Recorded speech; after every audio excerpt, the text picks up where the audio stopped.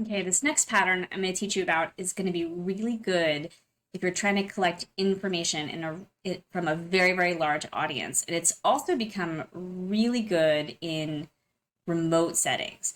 So I used to use tools like this when I was getting on a meeting that had a lot of participants. So if you had a very, very large group of devs or stakeholders or just people in the meeting, and the goal in the meeting was to collect information. A lot of times, if that was the case where there were people from different organizations, or some people had some of the information and some people had some of the information, what would happen is in a remote setting is you would try to focus in on those people and get that information. It would be very difficult to do. So what I came up with was a way for people to participate in a way that would make sense. So when you ask a question on a very, very, very large meeting like this, it's kind of unclear if who you've asked it to and what the purpose is. And so a lot of times you'll just get nothing. Like they won't respond to you. And it's very easy if people join a very big meeting to like not talk to you and not interact with you at all because it's just easy. No one's noticing that they're not participating in a big meeting, so they won't. So a good way to promote interactivity is to use a tool like Google Slides to do that. I'm going to show you how I do that. So this is like, I'm going to call this like this fill in the blanks pattern. It's more like if you have to collect information or from many different people, this is a way to do it. Note, this is not good for like survey questions or things where you have to tally answers because it's more visual. If you need to tally answers or get like a percentage, like people answered this way versus that way, a survey is better. But this is more like I need to figure out the 10 applications that your group works on. This is a good example of a good application of that because you have to get 10 answers from a group of like 20 people and no one's talking, right? So this is a great way to get them to do that. So I use this pattern when I worked at OutSystems because what our goal was to get information about the applications they were working on in flight and the ones that they had to work on or the ones they worked on a regular basis.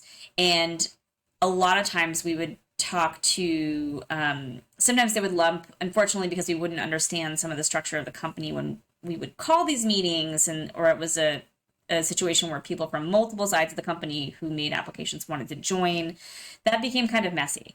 So what I would do is I would take a sheet like this and I would lay it out ahead of time. So I would lay out like kind of what I was looking for. I'm looking for the applications and I'm looking for them in specific categories. So what I would do is I'd pre-lay out these cards. These are actual shapes. So they're laid out, I can change them, to be like CRM or whatever they're working on or customer portal. I can change these, right? So what I want you to do in these meetings is I want you to pre-lay these cards. They're already here, and giving them different colors is helpful so you can see them later. And what you do is you share this with anyone, and you make them an editor. And the reason is because you're going to copy that link. You can now share that link with everyone in the meeting. And I don't think you have to worry too much about security because it's, you just did it. And so what I'm going to do is I'm going to go to another browser on my desktop here, and I'm going to be another user. And here's that user, right? So I am actually logged in on that browser, but I don't know, it just shows up as anonymous coyote. But the beauty of this is I'm going to ask that question in the meeting, and now everyone has that link, so they bring it up on their desktop, and they can say, oh, I work on the customer portal. So I'm going to take this card, and I'm going to draw it over here. I'm going to take this card. The customer portal is B2C, so it definitely goes here. And then I, as an individual, I'm going to go ahead and make my own edits. And as you can see that real time, right? So just imagine if like 5 people went and like grabbed a card and like someone else, said, I work on, maybe the IT guys are also in there and you don't know who that is, but, maybe they're in there and they move it and they're saying, I work on the database administration. And so they're now kind of giving you this information in a really interactive way, and they can see everyone moving these cards and filling them in. A second way I would do this with the same pattern I would share this is I would go to the next one and I would ask questions like, where do you think is there's room for speeding up development? Now, this could be a survey, but the reason I didn't want it to be a survey, and I think it's better this way, is because if you look at the pre-filled out cards, they are asking for the name. If it's of value to you to know who is telling you this might be really good to use.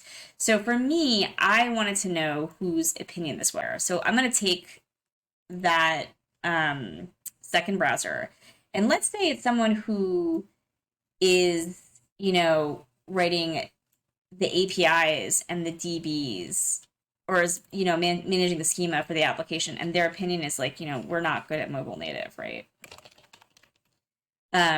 You're going to see that right away on the screen.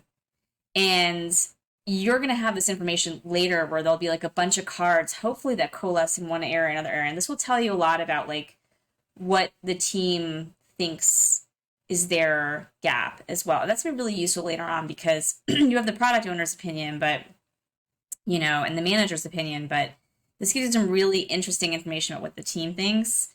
It's going to be useful over time as you kind of dig in to see where their skills are lacking.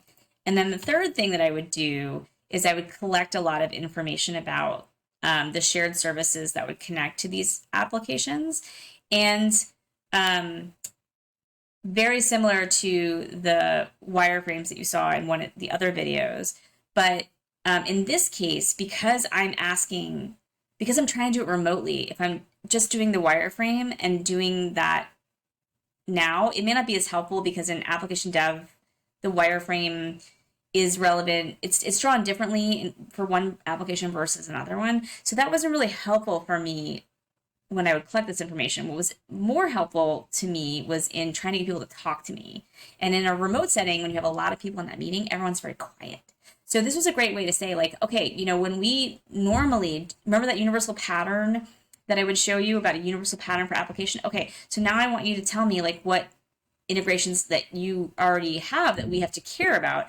And so then that person would then, okay, I know that for SSO we use this one, and I know for APIs we use, for CI/CD we use Microsoft Azure, so we're going to drag that on here. And then I know that we're using, and I have these REST SOAP, you'll notice these REST SOAP placeholders over here. They could just copy, like I would tell them, okay, look, if it's not on there, just copy, this one. You can say, what the integration is, and then you can drag that on the screen. So they would rename it Twilio, and then they would, sorry, wrong swim lane, and then they would drag it over here. So this was like a really good way for me to get this kind of large, maybe just organized group of people to start talking to me or start like, telling me what they were used, especially with like a known number of integrations. This is a great way to do that. So if you lay them out ahead of time, sort of like just little cards or game pieces, then they can just sort of just move them. And then at the end of the meeting, you have a lot of information that you didn't have before.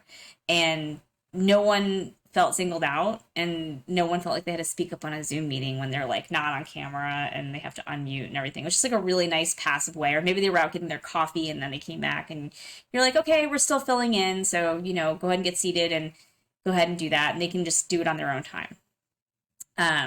Additionally, you might be able to use this asynchronously, meaning like you could send this to a customer instead of having a little Word document. Maybe this would be helpful for you to make a little video and then send it to them. And then this is just kind of super easy. They're just like dragging stuff to the screen and be like, done, and then you have all this information. So this was a really fun way to do that. And I would encourage you to use this in those situations.